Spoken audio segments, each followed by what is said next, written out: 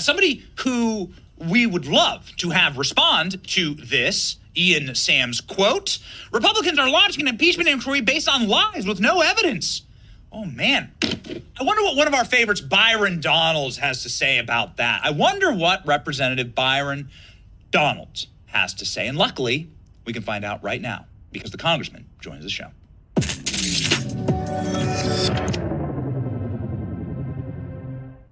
Brawler Byron Donalds, Ian Sams says you have no evidence and that you have launched this impeachment inquiry based on lies. Your response, sir?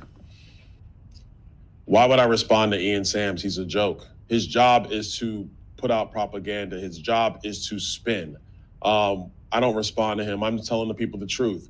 Joe Biden used his son and his brother to make millions of dollars overseas. They laundered it through 20 LLCs. We have the bank records for that. The banks themselves were so concerned about what was happening, they filed 170 suspicious activity reports. They were concerned about money laundering and tax evasion. We have those reports as well. And all of this was to get money to the big guy, AKA Mr. 10%, AKA Robert L. Peters, AKA Joe Biden, the president of the United States. He used his office in a public corruption pay-for-play scheme. His brother and his son were operating as unregistered foreign agents, which is a violation of federal law. Joe Biden knows this, and he allowed it to occur anyway. That makes him a co-conspirator who took bribes from countries and companies around the world so he could use his office to basically influence peddle. Influence peddle. That's the case. Ian Sams says there's no proof. We have oodles of documents, records, text messages, emails, and bank transactions to demonstrate otherwise. What happens to Hunter Biden now? Because I've never seen somebody do this before. We've been covering politics for a long time. Come up there and hold a press conference on the Senate side, just in case something bad happened, just in case you might have been walking by, Congressman, and then to say, I'm here to answer questions. I'm here, Chairman Comer, and then runs into his Secret Service protected, hermetically sealed bubble and speeds off. Well, the reason why he did it, look, a couple of things. The reason he did it on the Senate side is because if he was in the House triangle, you might have had 2 or 3 members walk over there and join the impromptu press conference. And he didn't want to do that. So he wanted to go out there and make a statement. But listen, we've been very consistent in the House. This is not a House Republican thing. This is a House of Representatives things. If you're gonna go sit in an open hearing as a witness, you get deposed before you sit as a witness. That's what happens. That's what the Democrats did. They did it with Don Jr. They did it with Ivanka. They've done it so many times. So all we're saying is, Hunter Biden, why don't you want to live by the same treatment? This is very, very simple stuff. But the problem is that when you're under oath, you either have to plead the fifth or you have to tell the truth. Hunter Biden doesn't want to do that because if he told the truth, it would confirm what we already know, that his father knowingly let Hunter Biden go around the globe picking up bags of cash so Joe Biden could get a piece of the action. He wanted a cut. He wanted to cash in on all the influence he's built up being in politics for 50 years. What can you game theory this with me? You're a man who thinks ahead. What will happen next? So what's going to happen next is we're actually going to file contempt of Congress charges against Hunter Biden. That's going to pass in the House. Unfortunately, I believe it's going to pass on a party line vote, but that's what's going to occur because he's in violation of a congressional subpoena. Now, what's going to happen after that is the Department of Justice is going to look at the contempt of Congress, and they're basically going to put it in a waste paper basket because the Department of Justice has been obstructing justice for the Biden family the entire time. So while they're trying to enforce it on Steve Bannon, they are not going to enforce it on Hunter Biden. And let me also say this. Steve Bannon actually worked in the administration. So there's an argument that there was executive privilege and he's not subject to a congressional subpoena. But Hunter Biden is not the part of the administration. He's a private citizen. He has a duty to respond to congressional subpoenas, but the Department of Justice will not prosecute. The reason why they won't prosecute that is because this is the same Department of Justice that tried to give Hunter Biden the sweetest deal known to man. They tried to bury FARA and tax evasion charges under a misdemeanor gun charge. And the only reason that deal didn't go through is because a federal judge looked at it, actually read the deal, and said, this is the craziest deal I've ever read. I'm not signing it. So I don't think anything really going to happen, but it's not going to deter us from continuing our investigations and actually getting to the nub of the matter of drafting articles of impeachment for Joe Biden. What do the hearings look like? When do those begin? Now that it's official and now that it's been, officially crystallized in Congress, what new teeth do you have? What new powers do you have? Will Hunter Biden actually comply? Well, now we have the ability to, I think the courts are going to give us more latitude to enforce these subpoenas.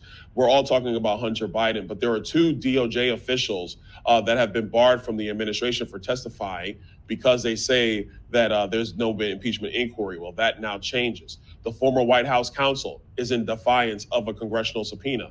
That person's now got to come in and testify. We have a series of other people, about 6 to 8 other people that we do have to go and get depositions on. When we compile all that information together, some might testify in open hearings, some may not. That's going to be to the determination of Jim Jordan and Jamie Comer. They'll make that determination. I think that when we're done with all of these transcribed interviews, I think we'll probably end up making the final decision on articles maybe late January, early February, sometime around there. Eric Swalwell was seen yesterday helping Hunter Biden defy a subpoena. This seems like an obvious ethics breach in Congress. Will something happen to Eric Swalwell? That's a good question. I didn't really see Swalwell. I think I saw a clip of him over there, but I find it interesting that they used the guy that got kicked off of Intel because, he was with a Chinese spy. I'm not going to comment on what he was doing, but he was. And that's the guy that's over there helping Hunter Biden get prepared for his press conference. Found that to be interesting. Maybe one of my colleagues will look into that. Yeah, that's right. I think that they could both serve on the Foreign Affairs Committee based on their extreme depth of knowledge. So we have a situation here where obviously they're trying to make fools of the Republican Party, and the administration is simply trying to say that you have nothing and we can do anything. I don't think that dog's gonna hunt. I mean, I know a number of I know you pretty well, Congressman. I know a number of the younger members of Congress, and Jamie Comer and Jim Jordan are friends of the show. I don't think that they're dealing with the Mitt Romney Republican Party any longer, and this just isn't going to work. No, we're not going to stop. We're not going to be deterred. We're going to continue to do our work. For the Bidens, if they think this is going away, they are fooling themselves. This is not going away. We know Joe took money. We know that Jim Biden, the president's brother, and Hunter Biden were selling influence across the globe, and there was only one piece of influence to sell, and that was Joe Biden. And the biggest thing overall, Benny, is the president compromised? We are now in 2 proxy fights around the globe. We know that. The president's energy policy has been an abject disaster for us, but it is a boon to China because all these solar panels and all these wind turbines, the critical minerals to make them come from China. So is Joe Biden signing off our energy future to China just because he cashed in and has to repay the favors that were given to him through his son and through his brother? These are serious questions that the American people need answers to. And finally, and I'm going to restate, Joe Biden knew that his brother and his son were acting as foreign agents, foreign lobbyists, and they did not register. That is a violation of federal law. Paul Manafort was thrown in jail by the Department of Justice for this very thing because they wanted Paul Manafort to flip on Trump. And that's why they went after him and threw him in jail. It's the same thing. So you have to understand that the sitting president, knowing that his brother and his son are overseas doing his stuff, that makes you a co-conspirator. And they were definitely taking bribe money. So I think the case is clear. We're going to do our final work here, our final interviews to make that point. So Burisma, man, that's the best money ever spent by Burisma. I mean, God, look at how much how much we've shoveled into Ukraine. What do you make of these tax filing documents where you see that Hunter Biden was being paid $1 million while Joe Biden was VP, and then suddenly nothing when Donald Trump, by 2019, they had cut his salary to zero when Donald Trump was elected president. How do you possibly explain that? Because Joe Biden wasn't in office and there was no more influence to peddle. And they didn't think Joe Biden was coming back. That was the other thing. One of the reasons why you see those payments go down is because, go back in time, around 2019, they didn't think Joe Biden was going to be president. Nobody did. So that's why those payments went to zero. I think the most interesting thing is that if the laptop, the Russian laptop that was Hunter's, if that laptop was not discovered, they would be doing the same thing right now. And this is important for the American people to understand. They would be around the globe, shaking down these foreign interests, getting money in the back door. Robert L. Peters, through his fictitious email, would approve what was going on, and they would have been making millions and millions of dollars selling influence while being in the White House. What Joe Biden is doing right now is he's having to pay back favors for all that time. He's got to do that. I believe he's compromised. And this is why he should no longer be president of the United States, among other reasons, because there's other reasons as well. But these are the ones that delve directly with impeachment articles and impeachment procedures that the House of Representatives is empowered to bring. So, final question for you. Again, a man who thinks through things and game theories a lot. What happens? Does Joe Biden pardon his son and then say, well, I'm done here? Does he push it through to 2024? So you have some people on the right, myself included, being like, please, God, don't take this man off the ballot. Like, this is one of the best things that's ever happened to the Republican Party. What's the final endpoint here, Congressman? So what I think is going to happen is that the Department of Justice, their charges against Hunter Biden, they're going to meander through the justice system. I don't think you're going to have David Weiss looking to start the trial next month the same way that Jack Smith is trying to do to Donald Trump. They're going to slow walk this entire trial.